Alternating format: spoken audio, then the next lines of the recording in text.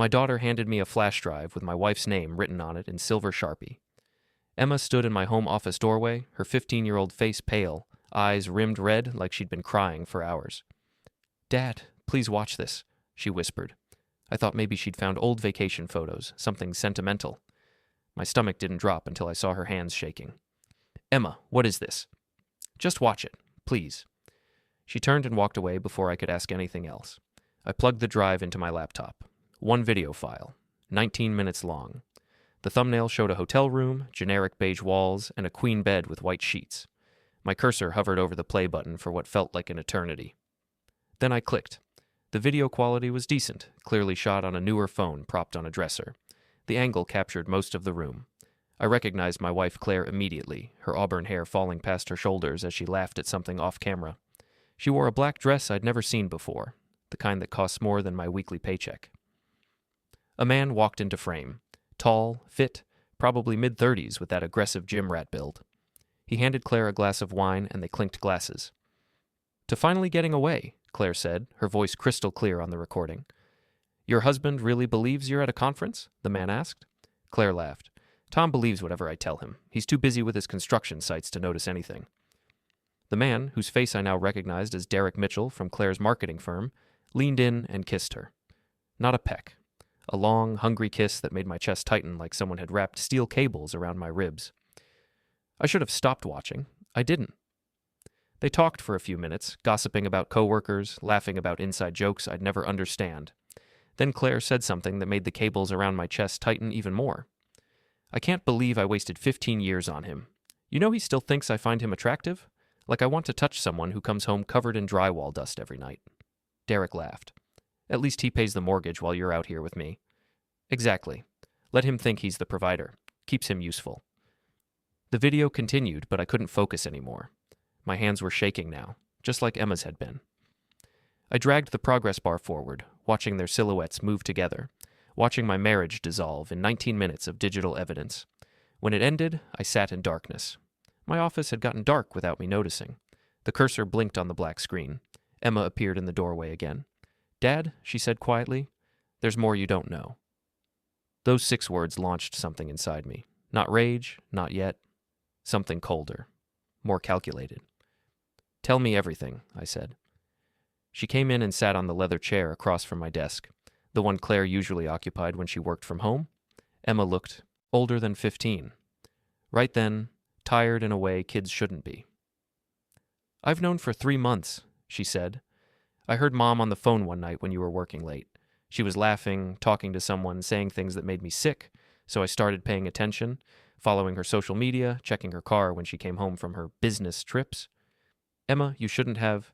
She's been lying to both of us, Dad, for over a year, maybe longer. I found receipts in her purse. Hotels, restaurants, lingerie from places she'd never shop at normally. Then last month I saw her with him, Derek. They were at that Italian place downtown, the expensive one. I took photos." She pulled out her phone and showed me. Claire and Derek at a candlelit table, holding hands across the tablecloth. Claire wearing another dress I'd never seen, laughing at something he said. The timestamps showed dates when Claire had told me she was working late or meeting clients. "The video?" I asked. "I followed them to the hotel last week, watched them go in together. I knew which room because I saw the room number when the door opened. I told the cleaning lady I was Derek's daughter, that he'd left his medication in the room, and I needed to grab it real quick. She let me in before they got back from dinner. I set up my phone behind the clock on the dresser, started recording, then left." My 15-year-old daughter had run a better surveillance operation than most private investigators. "Emma, I'm sorry you had to—" "I'm not sorry," she interrupted. Her voice was hard, adult. "She's been treating you like garbage for years, and I'm tired of watching it. At dinner parties, she makes jokes about you being simple or blue-collar, like it's embarrassing. Her friends laugh. I've seen you pretend it doesn't hurt." She was right. Claire had a way of turning my job into a punchline. Tom the builder, Tom the handyman, Tom who gets dirty for a living while she sits in air-conditioned offices making real money. I'd learned to laugh along because fighting about it never helped. "What do you want me to do?" I asked. "I want you to stop being nice. Stop pretending everything's okay. She doesn't deserve you." I looked at my daughter, this fierce young woman who'd inherited my stubbornness and her mother's intelligence. Somewhere in the past few months, while I was busy managing construction sites and trying to keep my marriage together, Emma had grown up and chosen sides. "Okay," I said, "but we do this smart. No yelling, no drama, no giving her ammunition to paint me as the bad guy. Can you do that?" "Oh," Emma nodded. "What's the plan?" "I need a few days to think. Don't tell your mom anything. Act normal. Can you do that?" "I've been doing it for 3 months already." That night, Claire came home around 9, later than usual. She dropped her designer purse on the kitchen counter and kicked off her heels. "God, what a day," she said, rubbing her temples. "The Anderson account is driving me crazy. Their creative director is completely incompetent." I was making coffee, my back to her. "Rough meeting?"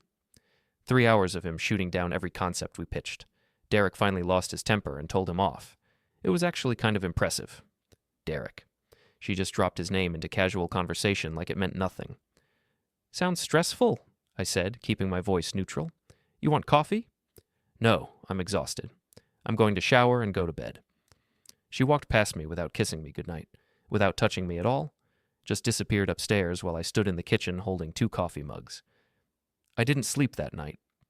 I lay next to Claire in our bed, watching her chest rise and fall, wondering how many nights she'd fallen asleep thinking about him instead of me, wondering when exactly I'd become the useful idiot who paid bills while she played house with someone else.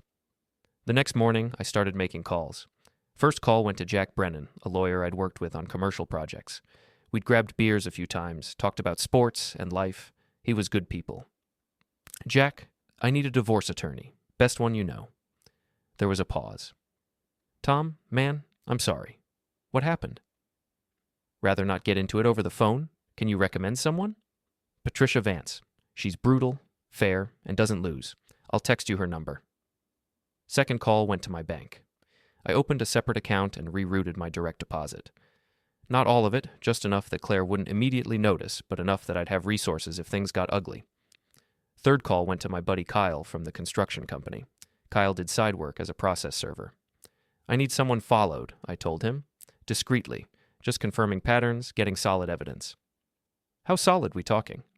"Courtroom solid. Give me a week." I went to work that day like nothing had changed. Managed my sites, dealt with subcontractor drama, reviewed blueprints. Nobody would have guessed my entire world had shifted on its axis. Emma texted me around noon. "Mom just called. Says she's working late again tonight. Want me to track her?" "No," I texted back. "Let her think we're clueless. I've got professionals handling it now." That evening, I made dinner for Emma and myself. Spaghetti with meatballs, her favorite. Claire had texted saying she'd grab something at the office. "Is this weird?" Emma asked, twirling pasta on her fork. "Pretending everything's normal?" "It's strategic," I said. "Your mom's smart. If we tip her off before everything's in place, she'll lawyer up, move money around, build her own case. We need to be smarter." "When did you get so calculating?" "I've always been calculating. Your mom just assumed I was too dumb to notice things.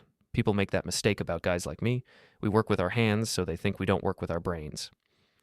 Emma smiled, the first real smile I'd seen from her in days. She's going to be so surprised. Kyle called 4 days later. "You were right," he said. "Tuesday and Thursday nights, like clockwork. Same hotel downtown, the Marriott on 6th. They check in around 7, check out around 11. Very comfortable, very routine. I've got photos, timestamps, license plates, the whole package." "Anything else?" "Yeah, they grabbed dinner before the hotel yesterday. That Italian place, Giovanni's. Walked in holding hands like they didn't have a care in the world. I got video of that too." "Send me everything." That night, I sat in my office reviewing Kyle's evidence. Photos of Claire and Derek entering the hotel together. Photos of them at dinner, laughing, touching, acting like a couple who'd been together for years. Timestamps that matched up perfectly with nights Claire had told me she was working late or meeting clients. I felt weirdly calm looking at it all. The initial shock had worn off.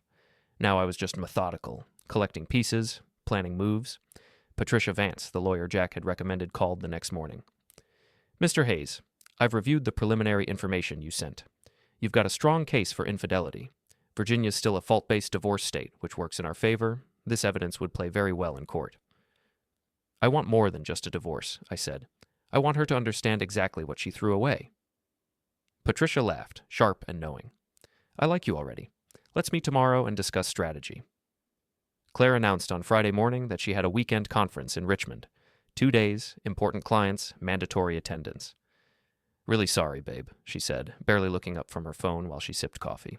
I know we were supposed to have dinner with your parents, but this came up last minute. No problem, I said. Emma and I will manage. She looked surprised. Usually I pushed back a little, made her feel guilty about missing family time, but not today. Oh, okay, great. I'll be back Sunday evening. She kissed Emma on the forehead, gave me a distracted wave, and rolled her suitcase out to her Lexus. Emma watched through the kitchen window as Claire backed out of the driveway. She's not going to Richmond, is she? Nope. Kyle's already following her. Want to bet she goes straight to Derek's apartment? Emma pulled out her phone. I'll bet you $20. 20 minutes later, Kyle texted a photo. Claire's Lexus parked outside a modern apartment complex on the west side. The kind of place with a rooftop pool and a doorman. You owe me $20, I told Emma. That afternoon, I met with Patricia Vance in her downtown office. She was late 50s, sharp-eyed, wearing a charcoal suit that probably cost more than my truck payment. You've done good work gathering evidence, she said, spreading Kyle's photos across her mahogany desk. Most clients come to me with suspicions and feelings. You came with documentation, makes my job easier. What happens now? Now we file. I'll prepare the paperwork citing adultery as grounds. Virginia law allows for immediate separation without a waiting period if we can prove fault. With this evidence, we can. You'll get a favorable settlement, likely keep the house, split retirement accounts, possibly even spousal support given her income versus yours. I don't want her money, I said. I just want her to lose what she values. Reputation, mostly. She's climbed the social ladder in this town, made connections, built this image of herself as the successful marketing executive with the perfect family. I want people to know the truth. Patricia leaned back in her chair. Legally, I have to advise you that revenge isn't a sound divorce strategy.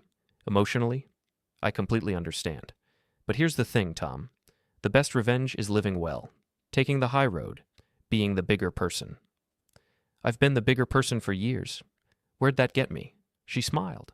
Fair point. Okay, here's what we do. We file the papers, serve her publicly if possible. Courthouse steps, her office, somewhere that makes a statement. We make it clear this isn't mutual, isn't amicable. She cheated, you're divorcing her for cause, end of story. The court documents are public record. Her colleagues, her friends, they'll find out. What about Emma? She's 15, old enough that Virginia courts will consider her preference for custody. Given that she's the one who brought you the evidence, I'm guessing she'll choose to stay with you? Without question. Then we emphasize that too. Wife's infidelity fractured the family, daughter sided with father. Paints a very clear picture. I signed the retainer agreement that afternoon. Patricia promised papers would be ready by Wednesday. That weekend, while Claire was presumably shacked up with Derek, Emma and I went to dinner with my parents. My mom immediately noticed Claire's absence. Where's Claire? She okay? Work conference, I said. Last-minute thing. My dad grunted. He'd never particularly liked Claire, thought she was too focused on status and appearances. She misses a lot of family dinners lately. Yeah, Dad, she does. Something in my tone made him look up from his menu. We locked eyes for a moment, and he nodded slowly, understanding passing between us without words. After dinner, he pulled me aside in the parking lot. You doing okay, son? Not really, but I will be. You need anything, you let me know. Money, muscle, whatever. I smiled despite everything. Thanks, Dad. Sunday evening, Claire came home with her suitcase and a fake conference tote bag she'd probably grabbed from her office. How was Richmond? I asked, not looking up from the football game on TV. Exhausting. Client presentations all day Saturday, team dinner last night. I'm wiped out. Learn anything useful? Just the usual marketing trends, digital strategies, brand positioning, nothing revolutionary. She was a good liar. Smooth, confident, details ready. If I hadn't seen the video, if Kyle hadn't followed her, I might have believed it. I'm going to unpack and take a bath, she said. Cool. There's leftover pizza if you're hungry. I watched her walk upstairs. This woman I'd been married to for 15 years. Mother of my child, love of my life at one point. Now just a stranger wearing my wife's face. Monday morning, I got to the construction site early. We were renovating an old warehouse into loft apartments. Big project, good money. My crew was solid, guys I'd worked with for years. Boss seems distracted, my foreman Martinez said around 10. Everything good? Personal stuff. Nothing that affects the job. Need to talk about it? Nope, but I appreciate you asking. Wednesday arrived. Patricia called at 8 in the morning. Papers are ready. I've arranged for service at her office at noon. Derek Mitchell works there too, correct? Same floor, different department. Perfect. Our process server will be professional but visible. Everyone in that office will know something's happening. At noon, I was sitting in my truck at a job site eating a sandwich when my phone rang. Unknown number. Mr. Hayes, this is Lawrence from Vance & Associates. Papers have been served. Your wife seemed quite surprised. I bet she was. Any drama? She turned very pale, asked to speak privately with our server. He declined, said everything she needed to know was in the documents. Several coworkers were watching. One gentleman in particular seemed very interested. Derek had been there. Good. My phone exploded with texts and calls starting around 12:15. Claire called 6 times in a row. I didn't answer. Then texts started flooding in. Tom, call me right now. This is insane, we need to talk. You can't just serve me divorce papers at work. Call me immediately. I texted back one message. Speak to your lawyer. I'm speaking to mine. Then I muted her number. Emma texted around 3. Mom just called me crying. Said you're being irrational and cruel. I told her I knew everything and hung up. She's losing it. Good, I texted back. Don't engage with her anymore. Let her spiral. That evening, I changed the locks on the house. Virginia law was tricky about this, but Patricia had assured me that with documented infidelity and Emma's safety being a concern, a judge would side with me if Claire tried to challenge it. Plus, the house was in my name only, bought before we were married. Claire showed up around 7. I watched through the window as she tried her key, failed, tried again. Then she started pounding on the door. Tom, open this door right now. I opened it but stood in the doorway, blocking her entry. This is my house, Tom. You can't lock me out. Actually, it's my house. Bought and paid for before we were married. Check the deed. That's not how marriage works. You're right. Marriage works on trust, fidelity, partnership. You violated all 3, so now we're done. She tried to push past me. I didn't budge. I need my things. I'll have them packed and delivered. You can stay at Derek's place. Heard he's got a nice apartment on the west side. Her face went white. How did you? I'm a construction manager, Claire. I understand foundations, structure, load-bearing walls. I also understand when someone's been undermining everything I've built. You got sloppy, lazy, started thinking I was too stupid to notice. Tom, please, can we just talk about this like adults? We're way past talking. You wanted to evaluate whether I was still worth your time? Well, evaluations go both ways. You failed, badly. Emma appeared behind me in the hallway. Hi, Mom, she said coldly. Claire looked at her daughter, saw the hardness in Emma's eyes, and something broke in her expression. Emma, honey, this is between your father and me. This doesn't involve you. I'm the one who gave him the flash drive, Emma said. I'm the one who's been watching you lie for months. So yeah, it involves me, and I'm staying with Dad. You can't turn my own daughter against me. I didn't turn her against you, I said. You did that yourself. Now leave before I call the police for trespassing. Claire stood on my front porch looking between Emma and me, probably searching for some leverage, some angle she could work. She'd always been good at finding angles. She found nothing.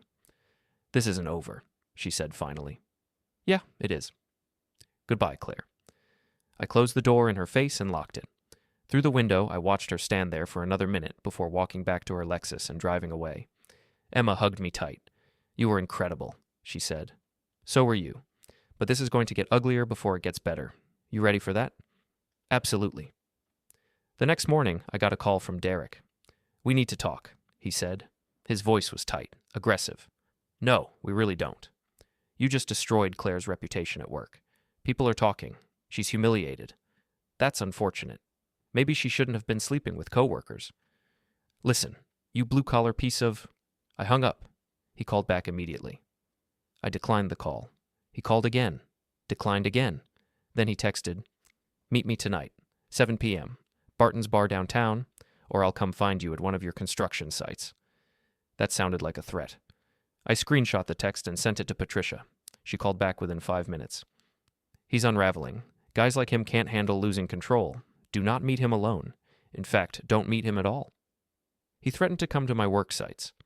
Forward me everything. I'll get a restraining order drafted. But part of me wanted to meet Derek. Wanted to look him in the eye and see what Claire had chosen over 15 years of marriage. Wanted him to know that I wasn't some pushover he could intimidate. Against Patricia's advice, I showed up at Barton's Bar at 7. Derek was already there, sitting in a back booth nursing a whiskey. He looked exactly like he did in the video, gym-toned in an expensive button-down, hairstyled with too much product. I slid into the booth across from him. "You came," he said, sounding surprised. "You wanted to talk. Talk? You need to drop this divorce. Work it out with Claire. Go to therapy. Whatever." I laughed. "Why would I do that?" "Because you're embarrassing her, making her look bad professionally. That affects both of us. Both of you." Interesting phrasing. Derek leaned forward. "Look, man, Claire and I have something real, something you can't give her. She needs someone on her level intellectually, professionally. You're a good guy, but you're not enough for her." "And you are?" "Yeah, I am." I took a slow sip of the beer I'd ordered. "Here's what I find funny. You think you won something, like you beat me at some competition. But you didn't win anything, Derek. You got the participation trophy. You got the wife who cheats, who lies, who'll do the same thing to you that she did to me the second someone shinier comes along. That's not... You want to know what Claire really thinks of you? I've got recordings, texts. She calls you her fun project. Tells her friends you're temporary until she figures out her next move. You're not her endgame, buddy. You're her distraction." I was bluffing. I had no such recordings. But Derek's face shifted, doubt creeping in. "You're lying." "Am I?" Ask her about the conversation she had with her friend Jessica 2 weeks ago. The one where she said you're good for now, but too shallow for anything serious. Ask her. I had no idea if Claire even had a friend named Jessica, but Derek didn't know that. "This conversation is over," he said, standing up. "Stay away from Claire." "Gladly. She's all yours. Good luck with that." He stormed out of the bar. I sat there finishing my beer, feeling weirdly satisfied. My phone buzzed. "Patricia. Please tell me you didn't meet with him." "I might have met with him." "Tom, for God's sake. That could complicate things legally." "He threatened me first. I've got screenshots. I just talked to him in a public place. Nothing illegal about that." She sighed. "You're going to give me gray hair. What happened?" I planted some seeds of doubt about Claire's commitment to him. Figured I'd let them destroy each other without me having to do anything. Patricia was quiet for a moment. "That's actually kind of brilliant. Morally questionable, but brilliant." Over the next week, things escalated quickly. Claire called Emma constantly. Emma declined every call. Claire showed up at Emma's school. Emma told the principal, who escorted Claire off campus and threatened to call police if she returned. Claire's parents called me. Her father, Richard, was a retired bank executive who never thought I was good enough for his daughter anyway. "Tom, what's this nonsense about divorce?" he demanded. "It's not nonsense, Richard. Claire's been having an affair for over a year. Emma has evidence. I have evidence. It's happening. Affairs can be worked through. Marriage is a commitment. Tell that to your daughter. She's the one who broke it. You're being vindictive." "No, I'm being done." Claire's mother, Patricia, called separately. She was kinder. "Tom, honey, I don't know what happened between you two, but Emma is devastated. Can't you work this out for her sake?" "Emma's the one who exposed the affair, Patricia. She's staying with me. She's choosing me. If Claire wanted to keep her family, she shouldn't have destroyed it." There was a long pause. "What affair?" Patricia asked quietly. Apparently Claire hadn't told her parents the real reason for the divorce. I filled Patricia in on the basics, skipping the most humiliating details, but giving her enough to understand. "Oh my God," she whispered. "I need to call you back." She did, 3 hours later. "Richard and I are coming to visit this weekend. We need to see the evidence for ourselves." This was either going to be very good or very bad for me. Saturday afternoon, Richard and Patricia arrived at my house. Emma had prepared the evidence, loading the video onto the living room TV, printing out Kyle's photos, organizing text receipts and bank statements. We sat in my living room like we were presenting a business case. Because essentially, we were. I played the hotel video. Not all 19 minutes, just enough for them to understand what they were seeing. Patricia started crying around the 5-minute mark. Richard's face turned red, then purple. "Turn it off," he said. I turned it off. "There's more," Emma said quietly. She showed them the photos, the receipts, the timeline she'd built. Patricia looked at her granddaughter with something like awe and heartbreak. "You did all this?" "Someone had to tell the truth," Emma said. Richard stood up and walked to the window, staring out at nothing. "I raised her better than this," he said. "I taught her integrity, responsibility." "Sometimes people ignore their raising," I said. He turned around. "I owe you an apology, Tom. I never thought you were good enough for Claire. I was wrong. She's not good enough for you. She never was." Coming from Richard, that was significant. Patricia hugged Emma, then hugged me. "What do you need from us?" she asked. "Just support Emma. This is hardest on her. And maybe talk to Claire, make her understand that actions have consequences. They drove to Derek's apartment that evening. Claire had been staying there since I'd locked her out of the house. Emma and I watched a movie, deliberately not thinking about what was happening across town. My phone rang around 9, Claire's mother. "We found them," Patricia said. Her voice was cold now, disgusted. Together. Derek answered the door in a bathrobe. Claire was in the background wearing his shirt. We said what we needed to say. She's out of our will, effective immediately. "Patricia, you don't have to." "Yes, we do. She humiliated you, betrayed Emma, destroyed her family for some boy toy. That's not the daughter I raised. That's a stranger." After she hung up, Emma looked at me. "Grandma disinherited Mom?" "Sounds like it." "Harsh?" "Yeah." But Emma was smiling a little. "Good." The following Tuesday, I met Kyle for breakfast. He slid a folder across the table. "Last bit of surveillance you asked for. Derek's not as slick as he thinks." Inside were photos of Derek with another woman. Not Claire. Someone younger, blonder, meeting him for coffee twice last week while Claire was at work. "He's hedging his bets," Kyle said. "Probably figured out that Claire's life is imploding and he doesn't want to be part of the wreckage." "Can I use these?" "That's why I got them." I sent the photos to Claire with a simple text. "Thought you should know what you threw everything away for." She didn't respond for 6 hours. Then, "You're cruel." "No," I texted back. "I'm honest. There's a difference." The divorce mediation was scheduled for a Thursday morning. Patricia Vance had prepared me thoroughly. "She'll try to paint herself as the victim," Patricia said. "She'll claim you were emotionally distant, worked too much, didn't appreciate her. Classic cheater's playbook. Don't take the bait. Stay calm, stick to facts." Claire showed up with a lawyer, some guy named Brandon who looked fresh out of law school and already outmatched. Brandon was probably cheap, which meant Claire's finances were already tight. We sat across a conference table, mediator at the head. Claire looked terrible, hair pulled back, minimal makeup, wearing a plain blouse instead of her usual designer wardrobe, playing the struggling wife angle. The mediator, an older woman named Mrs. Cho, reviewed the case basics. "Mr. Hayes is seeking divorce on grounds of adultery. Mrs. Hayes, do you dispute this claim?" Claire's lawyer jumped in. "My client acknowledges that marital difficulties occurred, but we contest the characterization that—" "I have video evidence," I said calmly. 19 minutes, plus photographs, witness statements, and a timeline spanning 14 months. "Would you like to see it?" Brandon looked at Claire. She shook her head. "The adultery occurred," Brandon admitted. "But we're asking for an equitable settlement regardless. Mrs. Hayes contributed significantly to the marriage, supported Mr. Hayes' career, maintained the household." "I maintained the household," I interrupted. "I bought the house before we married. I paid the mortgage, utilities, property taxes. My income supported our lifestyle while Claire's income went to her personal expenses. Credit card statements prove that." Patricia slid documentation across the table. Brandon's face fell as he reviewed it. "Additionally," Patricia continued, "the marital infidelity caused severe emotional damage to the couple's minor daughter, who has chosen to reside solely with Mr. Hayes. Mrs. Hayes has made no effort to maintain appropriate boundaries or repair the relationship with her daughter." "That's because he turned Emma against me," Claire burst out. "Mrs. Hayes," the mediator said sharply, "please control yourself." Claire took a breath. "He's poisoned my daughter's mind. She won't talk to me, won't see me. That's parental alienation." "I showed her a video that she discovered on her own," I said. "A video of you mocking me, betraying our family, and planning your affair." Emma drew her own conclusions. I didn't have to say anything. "You had no right to show her that." "She's the one who recorded it. She handed me the flash drive. She made the choice to document your behavior because she was tired of watching you destroy our family." Claire started crying. Real tears or performance tears. I couldn't tell anymore. "I made mistakes," she said. "I know that, but I'm still Emma's mother. I deserve a chance to repair our relationship." "Then repair it," I said. "Nothing's stopping you except your own choices.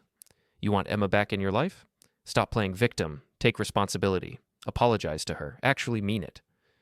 "I have apologized." "No, you've made excuses. You've blamed me, blamed stress, blamed everything except yourself. Emma's 15, not stupid. She knows the difference." The mediation continued for another 2 hours. In the end, Claire got almost nothing.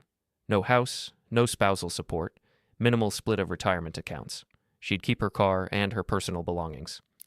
The court would likely grant me primary custody of Emma with minimal visitation for Claire. Brandon tried to argue for more. But Patricia shut him down with evidence at every turn.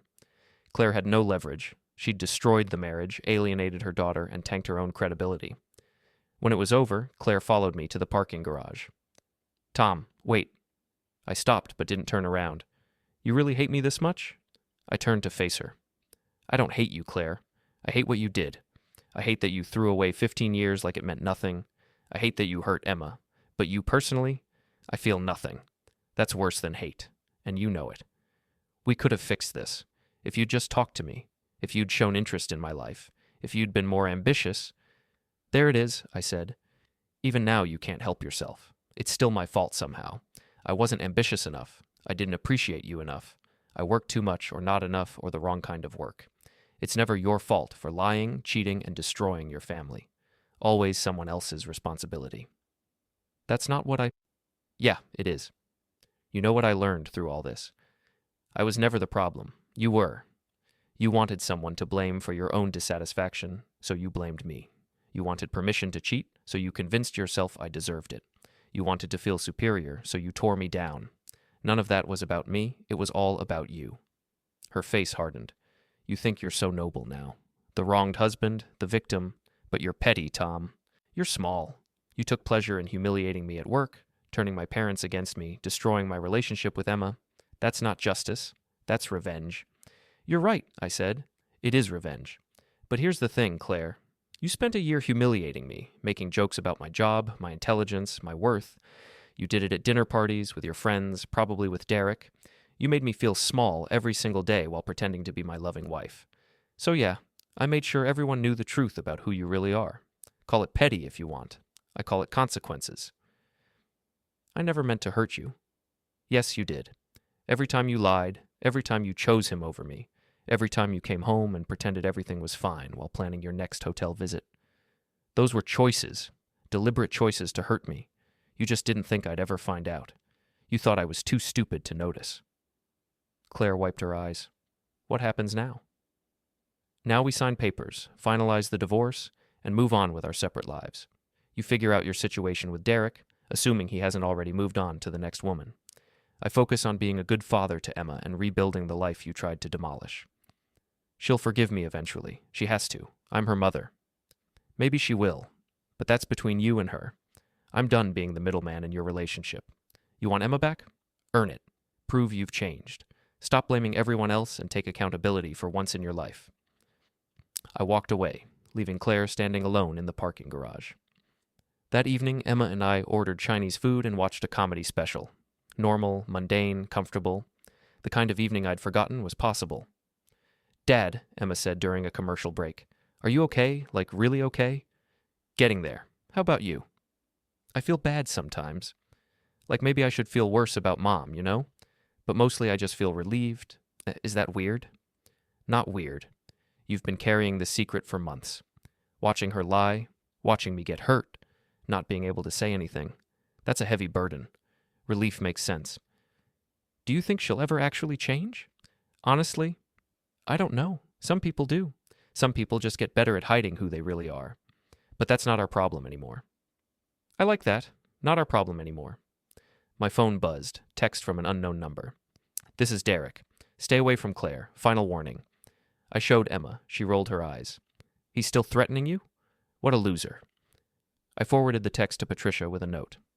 "Adding this to the restraining order file." She responded immediately. "Got it. He's building our case for us." The following week, Claire showed up at Emma's school again, despite the principal's warning, despite everything. Emma called me from the office. "She's here." Crying in the parking lot, asking to talk to me, the principal called the police. "Do you want to talk to her?" Long pause. "No, not yet. Maybe not ever." "I don't know." "Then don't. You get to decide when and if you're ready for that." The police escorted Claire off school property. She got a formal trespassing warning. One more incident, and she'd face charges. That night, Claire's mother called me again.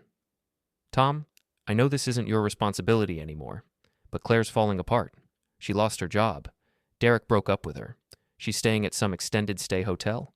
I'm worried she might hurt herself." My first instinct was to say not my problem, but Patricia's voice was genuinely frightened. "Have you talked to her?"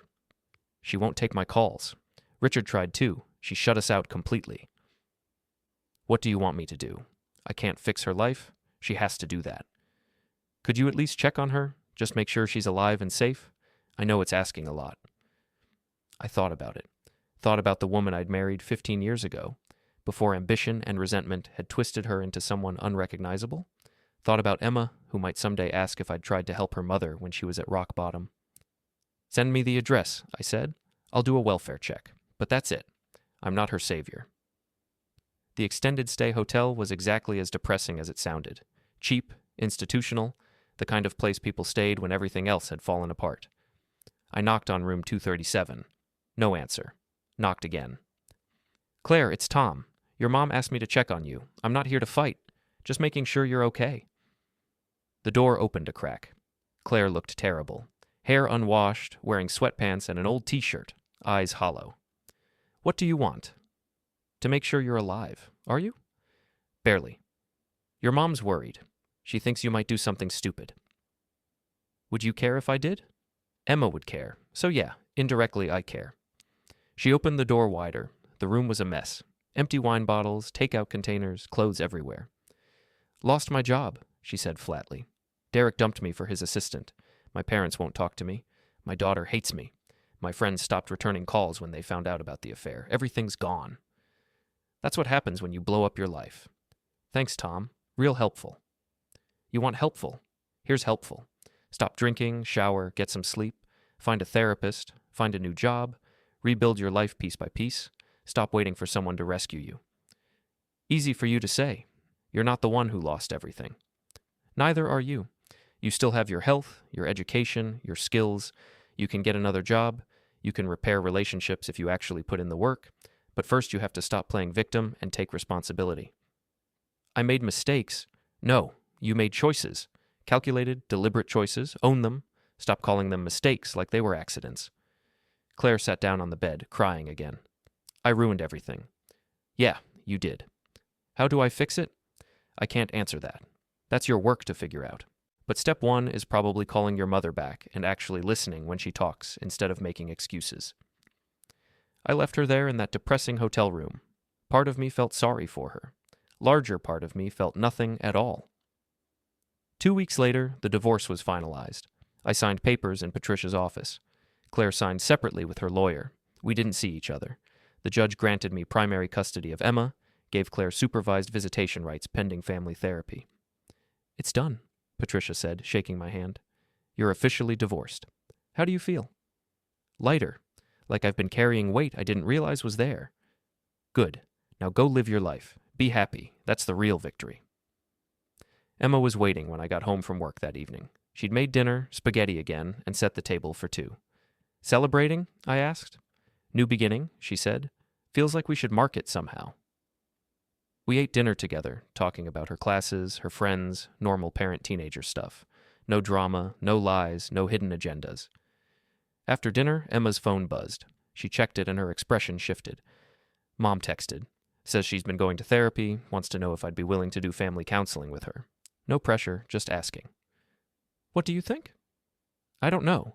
Part of me wants to tell her to forget it. Part of me thinks maybe I should try. She is my mom, even if she's terrible at it. You don't have to decide right now. Think about it. Talk to your own therapist about it. Whatever you decide, I'll support you. Emma nodded. Thanks, Dad. For what? For not being like her, for being honest, even when it was hard, for letting me make my own choices. That's just called being a parent. Yeah, well, you're good at it. Later that night, after Emma had gone to bed, I sat on the back porch with a beer. The neighborhood was quiet, trees rustling in the breeze, stars visible through gaps in the clouds. My phone buzzed. Text from Derek. You won. Happy? You destroyed Claire's life. Hope you're proud. I typed back. I didn't destroy anything. She did that herself. I just stopped pretending it wasn't happening. He didn't respond. Another text came through. This one from Claire's number. I'm sorry. For everything. I know that doesn't fix anything, but I needed to say it. Tell Emma I love her. I didn't respond to that one either. Some things don't deserve responses. I finished my beer and went inside. Emma was in the living room, supposedly doing homework, but actually on her phone. Your mom texted me, I said. Says she's sorry, says she loves you. Emma didn't look up. Cool. You can respond if you want, or not. Your call. I'll think about it. That weekend, Kyle called with interesting news. Thought you'd want to know. Derek got promoted, VP of Digital Strategy. Guess sleeping with the boss's daughter has its perks. Claire's boss? Yep. Turns out Derek's been working multiple angles. Claire was just one of them. Guy's a professional ladder climber. I laughed. Claire really knows how to pick them. She's working retail now, by the way. Saw her at the mall yesterday. Looked miserable. That's tough. You don't sound very sympathetic. I'm not. She made her choices. Now she's living with them. 3 months later, Emma agreed to do family therapy with Claire. Not because she'd forgiven her, she said, but because her therapist thought it might help with closure. I drove Emma to the first session and waited in the parking lot. When she came out an hour later, her eyes were red, but she seemed okay. How'd it go? Weird. Mom cried a lot, apologized. I mostly just listened. The therapist says we'll need a lot of sessions before we can have an actual relationship again, if we even want one. Do you want one? I don't know yet. Maybe eventually, but not like before. I can't trust her like I used to. That's fair. Over the next few months, life settled into a new normal. Emma continued therapy with Claire, slowly rebuilding something that resembled a mother-daughter relationship. I focused on work, picked up a few new projects, even started dating someone from my gym. Nothing serious, just coffee and conversation, but it felt good to remember I could connect with someone. Claire got an apartment, kept her retail job, apparently stayed in therapy. She and Emma had supervised visits once a week. Slowly, carefully, they were finding their way back to each other. I didn't see Claire except in passing when dropping Emma off for visits. We didn't speak. There was nothing left to say. One evening, about 6 months after the divorce was finalized, Emma came home from a visit with Claire looking thoughtful. Mom asked if you'd ever forgive her. What did you tell her? That it wasn't up to me, that you'd have to answer that yourself. What do you think I should say? Emma shrugged. I think forgiveness is complicated. I don't know if I've forgiven her. I'm trying to have a relationship with her, but that's different. Maybe forgiveness comes later. Or maybe it doesn't. Maybe some things are just too big to forgive completely. When do you get so wise? When my mom cheated on my dad and I had to grow up fast. I'm sorry you had to do that. I'm not. I'm sorry it happened. But I'm not sorry about who I became because of it. I'm stronger now, more aware. I don't trust people blindly anymore. That's probably a good thing. Yeah, it probably is. A year after the divorce, I was at a work site when I saw Claire across the street. She was walking with Emma, both of them carrying shopping bags, apparently having spent the afternoon together. Emma was laughing at something Claire said. They looked comfortable together, not like they used to, but like they were building something new. Claire saw me watching. She raised her hand in a tentative wave. I nodded back. Not friendly, not hostile, just acknowledgement. That night, Emma told me about her day. Mom's doing better. She's got a new job, assistant manager at a bookstore. Says she likes it better than marketing, less stressful, more genuine. That's good. She asked about you. If you were seeing anyone, if you were happy. What did you tell her? That you were doing fine, that it wasn't really her business anymore. Fair answer. Emma hesitated. Would you ever consider being friends with her again? Like way in the future? Honestly, I don't know. Right now, no. Maybe never. Some bridges burned completely. But I'm not angry anymore. I don't wish bad things for her. I just don't want her in my life beyond co-parenting you. That makes sense. 2 years after the divorce, I was at Emma's high school graduation. Claire was there too, sitting on the opposite side of the auditorium. When Emma walked across the stage, we both stood and cheered. After the ceremony, we both hugged Emma. Claire congratulated her, cried a little, took photos. I stayed on my side, gave them space. Emma looked at both of us and smiled. Thanks for both being here. Wouldn't miss it, I said. Me neither, Claire added quietly. We didn't speak to each other, didn't need to. Emma was what mattered. Later, at the graduation party I threw at the house, Emma pulled me aside. You know what's weird? I spent so long being angry at Mom, and now I'm just tired of being angry. I'm ready to move forward. That's healthy. But I'll never forget what happened. I'll never trust her the same way. Is that okay? It's more than okay. It's smart. Trust is earned, not automatic, even with family. Did you ever trust anyone again after Mom? I'm learning to. It takes time. But yeah, I think I will. Good. You deserve to be happy, Dad. So do you. That night, after everyone had gone home and Emma was asleep, I sat in my office looking at the flash drive Emma had given me 2 years ago, the one that had started everything. I'd kept it as a reminder, not of betrayal, but of the moment I'd decided to stop accepting less than I deserved. The moment I'd chosen myself, chosen Emma, chosen truth over comfortable lies. I took the flash drive and threw it in the trash. I didn't need reminders anymore. Some people asked if I regretted how I'd handled everything, if I wished I'd been kinder, more forgiving, less aggressive in exposing Claire's affair. The answer was no. Claire had spent a year making calculated choices to betray our family. She'd mocked me, lied to me, used me for financial stability while building a life with someone else. When I found out, I'd made my own calculated choices. I'd exposed the truth, protected my daughter, and refused to let Claire rewrite history to make herself the victim. Was it revenge? Sure, but it was also justice. It was refusing to be gasoline for someone else's lies. It was teaching my daughter that actions have consequences and that self-respect matters more than keeping the peace. Claire lost her job, her reputation, her family's support, her relationship with Derek, and almost lost Emma. Those were consequences of her choices, not my vindictiveness. Did I take satisfaction in watching her world crumble? At first, yes, absolutely. After months of feeling small and stupid and inadequate, there was satisfaction in proving I wasn't any of those things. In showing everyone who'd laughed at her jokes about me being blue-collar or simple that I was smart enough to catch her, document everything, and execute a perfect strategic dismantling of her comfortable lies. But the satisfaction faded. Eventually, I just felt empty where Claire used to be. Not sad, not angry, just empty. And then, gradually, I filled that empty space with better things. Time with Emma, new projects, new relationships, self-respect. 3 years after the divorce, Emma was preparing for college. Claire had worked her way up to store manager at the bookstore. We'd achieved what the therapist called parallel parenting. We communicated about Emma through text, showed up for school events without drama, split costs and decisions efficiently. We were never going to be friends. The betrayal had cut too deep for that, but we'd found a way to exist in the same orbit without destroying each other. That was enough. One afternoon, Emma and I were packing boxes for her dorm room. She held up an old photo from her 13th birthday party, back when we'd all been together and happy, or at least pretending to be. "You think Mom ever really loved you?" Emma asked. "Yeah, I think she did once. I think somewhere along the way she stopped and didn't know how to tell me, or didn't want to because it was easier to keep me around as the stable option while she looked for something more exciting."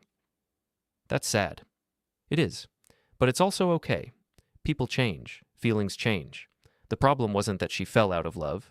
The problem was that she lied about it and destroyed our family instead of being honest. If she'd been honest from the start, would you have let her go? Probably. It would have hurt, but yeah. I'd rather someone leave me honestly than stay and betray me. Emma nodded, tucking the photo into a memory box. Me too. The week before Emma left for college, she had dinner with both Claire and me. Separately, not together. Some boundaries remained. After her dinner with Claire, Emma came home thoughtful. Mom said she's been seeing someone, a guy from her book club, asked if I wanted to meet him. How do you feel about that? Weird. But okay, I guess. She deserves to move on too, as long as she's honest with him, as long as she doesn't do to him what she did to us. That's her responsibility, not yours. I know, but still, I hope she's learned something. Me too. On Emma's last night before college, we sat on the back porch like we'd done hundreds of times before. "You nervous?" I asked. Terrified, excited, everything. "You're going to do great." "What about you? What are you going to do with an empty house?" "Probably pick up more projects, maybe travel. Figure out who I am when I'm not primarily someone's dad." "You'll always be my dad." "I know, but you're growing up, moving on. That's good. That's what's supposed to happen." Emma leaned against my shoulder. "Thanks for everything, Dad.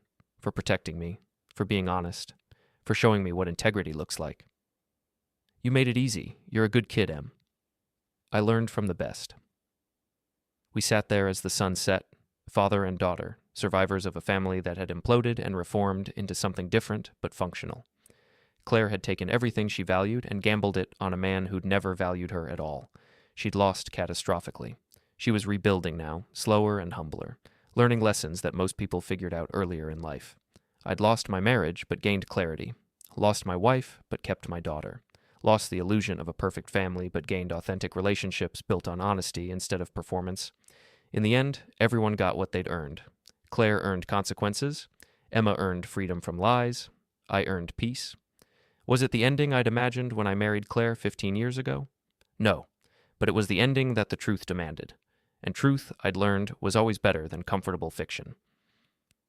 The flash drive Emma had handed me that day hadn't just exposed an affair, it had exposed what our family had really been. A structure built on lies, sustained by my willingness to ignore red flags, collapsing under the weight of Claire's selfishness. Some people survived that collapse and rebuild together. We hadn't. We'd rebuilt separately, parallel lives that occasionally intersected for Emma's sake. That was okay. Not every story gets a reconciliation. Not every betrayal deserves forgiveness. Sometimes the best ending is simply walking away with your dignity intact and lessons learned. I'd walked away, I'd kept my dignity, I'd learned my lessons, and in doing so, I'd won. Not because Claire had lost everything, though she had, but because I'd refused to lose myself in the process of losing her. That was the real victory. Not revenge, not vindication, not watching her suffer. The real victory was sitting on my back porch with my daughter, both of us free from lies, both of us moving forward, both of us stronger for having survived the worst and chosen truth anyway. Emma left for college the next morning. I helped her carry boxes into her dorm room, met her roommate, embarrassed her with dad jokes, and hugged her goodbye. Driving home alone, I felt the empty space where constant worry about Emma used to live, but it was a good empty. The kind that meant she was safe, independent, thriving. My phone buzzed. Text from Claire. Thank you for raising such an incredible daughter. I know I don't deserve credit for that anymore, but thank you. I stared at the text for a long moment. Then I typed back, You're welcome. That was all. No warmth, no forgiveness, no rekindling of anything, just acknowledgement. Some endings aren't dramatic. They're just quiet acknowledgments that something is over and both people survived. This was that kind of ending. I drove home to my empty house, poured myself a drink, and sat in the silence. For the first time in 3 years, I felt completely at peace. The betrayal had happened. The revenge had happened. The consequences had played out. Now there was just life. Moving forward. Building something new from the wreckage of something old. Claire would have her story, whatever version she told herself to justify everything. Emma would have her story, shaped by hard lessons learned too young. I had my story, the one where I'd refused to be the fool Claire had tried to make me. None of our stories would match perfectly. That was fine. Truth was like that sometimes, fragmented and personal. But my story ended here, in this moment, in this silence, with peace finally settling into the spaces where pain used to live. I'd loved Claire once. She'd destroyed that love systematically and deliberately. I'd responded by dismantling the comfortable lies she'd built and forcing everyone to see the truth. Was I proud of that? Yes. Would I do it differently if I could go back? No. Every choice I'd made had been calculated to protect Emma and myself from someone who'd proven she couldn't be trusted. The affair hadn't been the problem. The lying had been the problem. The mockery, the manipulation, the year of systematic betrayal while pretending to be my partner. That had been the problem, and I'd solved it the only way that made sense, with truth, exposure, and consequences. Some people called that revenge. I called it accountability. Either way, it was over now. Claire's life was her own responsibility. Emma's life was becoming her own story. My life was finally, genuinely, completely mine. That was enough. That was everything. I finished my drink and went to bed in my house that I'd bought and paid for. In my bed that no one had betrayed me in my life that no longer included lies, and I slept better than I had in years.